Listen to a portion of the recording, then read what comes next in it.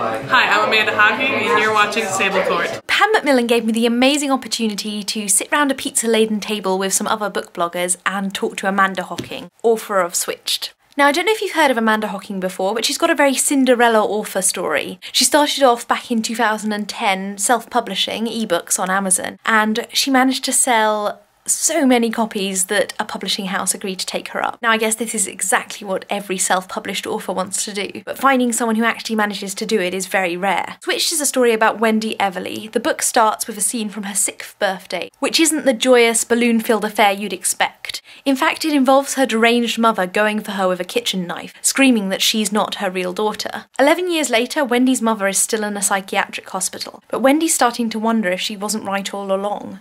Maybe Wendy is a monster. Maybe she's a changeling. We got to ask her some awesome questions, like why did she decide to write about trolls? I had kind of an idea of a little bit of things that I wanted to do that went into Switched, and there was like little bits of snippet ideas, but I didn't kind of have like the overall kind of paranormal element. I didn't completely have it. And then I read about in Scandinavian folklore that they talk about them being really beautiful, and they practice changelings, and they're smart, but they're mean, and they're really kind of greedy. They had some powers to trick people. So that was kind of where the whole world came from. When I was a little kid, I was terrified of trolls. They gave me horrible nightmares. So I thought it'd be fun to do a little bit of a different take on them, where they were less terrifying. How she writes. I really like the editing now. I get notes from my editor, Rose, who's she sends me lots of notes. And but I love it. I love getting notes from editors because it's like, then they're like, here, do this thing, and then I get to kind of play with it. It's like once you get out the bones and what's supposed to be there, then you can kind of switch stuff around, and then it gets a bit more fun.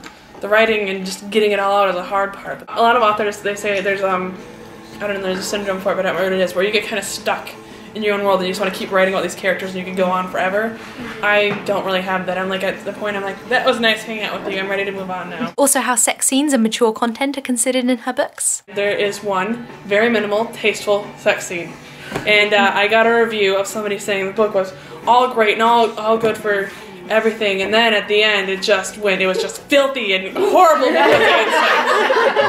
And of course, I asked my traditional question. Which of all the characters she's written would she most like to meet, and what would they do for a day? My favorite character is Tove, and for a day we would go to Disneyland. I'm just starting Switched myself, but I'm giving all of you guys the opportunity to win one too and maybe read along with me. It is a signed copy as well for all those book collectors out there. All you have to do to win a copy is be subscribed to my channel and post in the comments down below. I will make this competition international, so enter no matter where you live. I will post all of the information about the competition in the doobly-doo down below. I was really interested to meet Amanda Hocking, as I, like I'm sure many of you guys, want to be a writer one day. So it was really interesting to see someone who'd taken publishing into their own hands, who'd self-published, who'd done really well at that, and then decided to move through a traditional publishing company. I'd also be really interested to know if any of you guys do read self-published work. I've always stayed clear of it, worrying that if it hasn't been taken up by a publishing house, then it can't be any good. However, obviously, there is some good stuff self-published.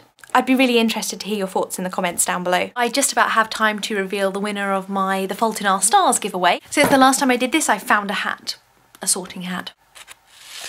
And the winner is... The Days Keep Coming. If that's you, expect a PM shortly and we'll talk about sending you your book. And of course, remember to post down below if you'd like to win this signed copy. Anyway, please post down below your thoughts on self-published books. Do you read them? Do you steer clear? Thanks guys, bye.